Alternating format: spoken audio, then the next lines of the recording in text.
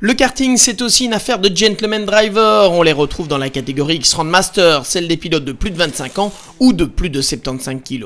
C'est à Genk que se tient la troisième et avant-dernière épreuve de la Yamaha Series Benelux avec une surprise de taille lors des essais. Le revenant Lorenzo Doniakuo, de retour après 3 ans, signe le meilleur temps devant le luxembourgeois Alain Bazar, Hubert Bautier qui est 3e et Yann Van Hache, 4e.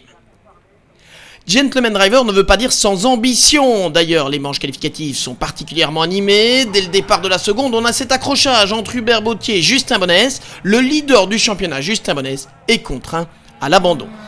Accrochage aussi entre Yann Van Hache et Alain Bazar, qui n'aura pas plus de réussite, le pilote luxembourgeois, 2e des essais et qui va marquer le pas dans cette seconde manche qualificative. Des manches qualificatives qui auront été dominées par Lorenzo Doniakuo, 2 fois vainqueur, et qui s'offre donc la pole position pour la finale devant Jonathan Wemo, le pilote français très régulier qui a profité du malheur de ses adversaires, et Hubert Bautier qui finalement, malgré l'incident au départ de la seconde manche, s'offre la 3e position dans le classement intermédiaire.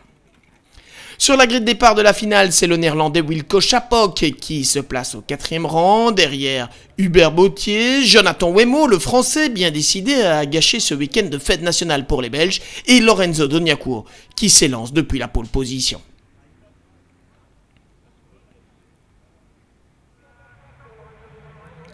Lorenzo Doniakuo parvient d'ailleurs à garder l'avantage en étant sur la ligne intérieure. Derrière, ça se bouscule avec Yann Van Hache, Sébastien Voges et Gert-Jan Areis qui s'accrochent pour Voges et Van Hache, c'est l'abandon.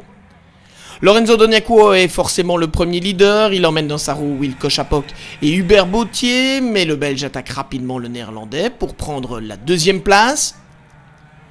Wilco Chapok qui va continuer d'ailleurs à perdre des positions dans le classement, notamment au profit de Jonathan Wemo et puis maintenant de Justin Bonnès qui passe au 4e rang. Lorenzo Doniakuo caracole en tête, le Montois ne sera plus jamais rejoint. Derrière lui, Hubert Bautier a bien tenté de maintenir la pression. Cette 2e place est déjà un beau résultat. Pour la 3e place du podium, c'est nettement plus indécis avec Jonathan Wemo et Justin Bonnès au coude à coude. Il devance Alain Bazar en embuscade au 5e rang et Laurent Doux, 6e à ce stade de la course. Mais nous sommes dans le dernier tour et les débats s'échauffent entre Jonathan Wemo et Justin Bonnès qui revendiquent tous les deux une place sur le podium de ce karting Genk. Ils s'accrochent au pied de la cafétéria, ce dont vont profiter Alain Bazar et Laurent Doux pour terminer 3e et 4e. La victoire revient toutefois à Lorenzo Doniakuo, l'un des ténors de la VFN Cup qui a fait un retour remarqué à Genk. Quel retour, ouais, je m'attendais pas du tout à ça et franchement on a eu un peu du mal le week-end parce que bon, niveau physique c'était un peu difficile après 3 ans d'arrêt.